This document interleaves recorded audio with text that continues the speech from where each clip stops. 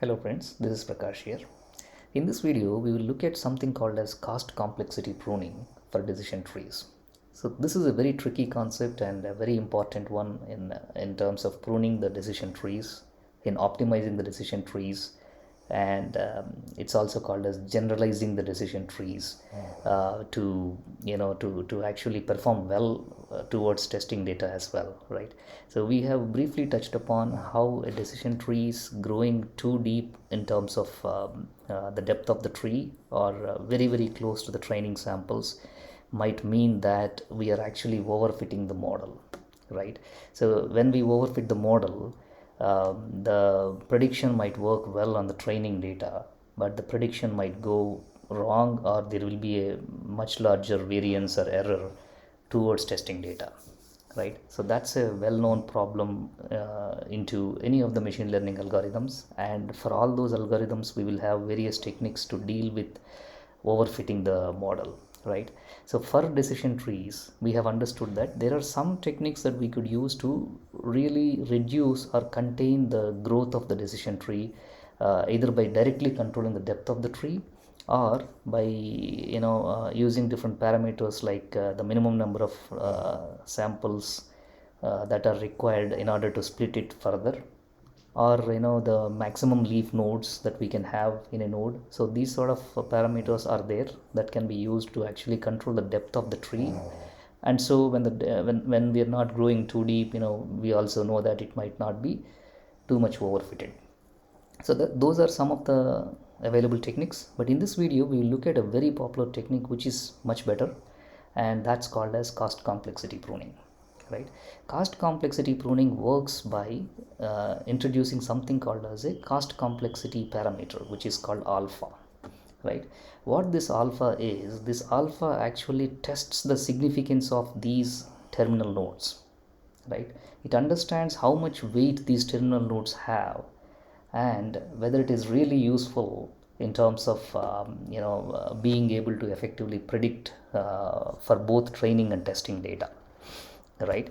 So what this means is, as we have seen, our main complexity is here, down here. The more the number of nodes that are growing, we are definitely understanding that it is not a ideal scenario that we want, right?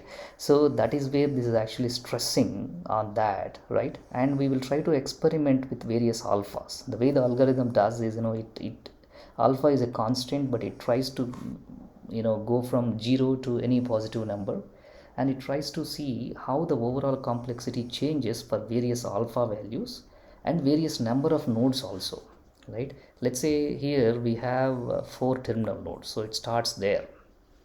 And it computes this weighted cost complexity for various alphas for these terminal nodes, right? Or maybe for the whatever alpha it started with, it understands the overall complexity, and it tries to further reduce some of the nodes here.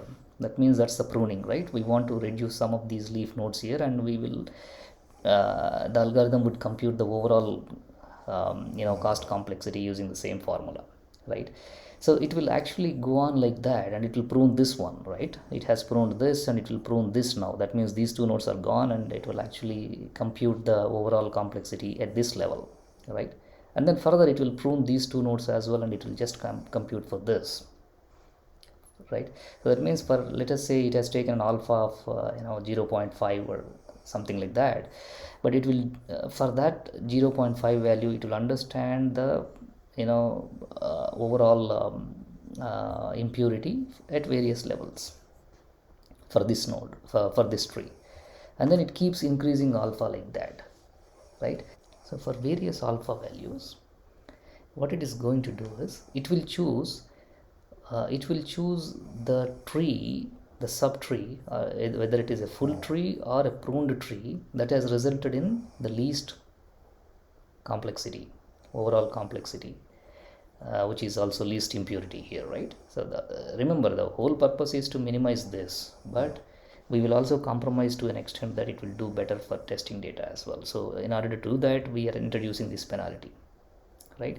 So and it also it doesn't just prune like that, any random nodes. It uses an effective formula like this to actually see if compared to the root node or the terminal nodes leading to let's say if it wants to prune this one, right? So what it will do is it will compute the overall impurity of this, and it will compute the impurities for these two nodes. It will subtract it and to see whether these have actually the impurities have reduced, right? If the impurities have not reduced, that means this split is not worth it, so it will actually tries to prune it off. So that is what this formula does, right?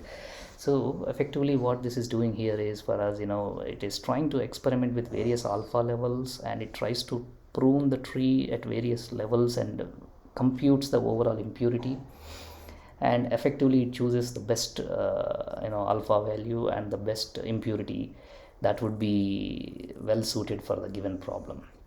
So that's how this works. And once the algorithm figures out various alphas like that and the impurities, then we will go and build the decision trees with those alphas, right? Once we build them, we will test them with the test data for all these alphas. We will also test that, right?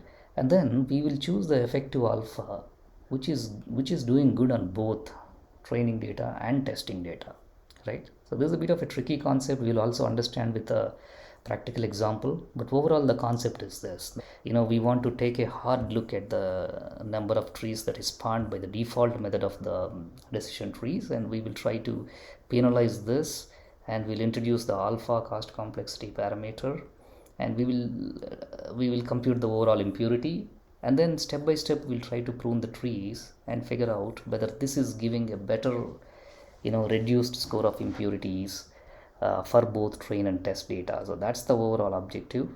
And then we will look at a practical example as a next step, but I hope you got a sense of it on why we are doing this cost complexity pruning. And if you also look at an example, I hope this will give a much better idea. So let's switch to the example now.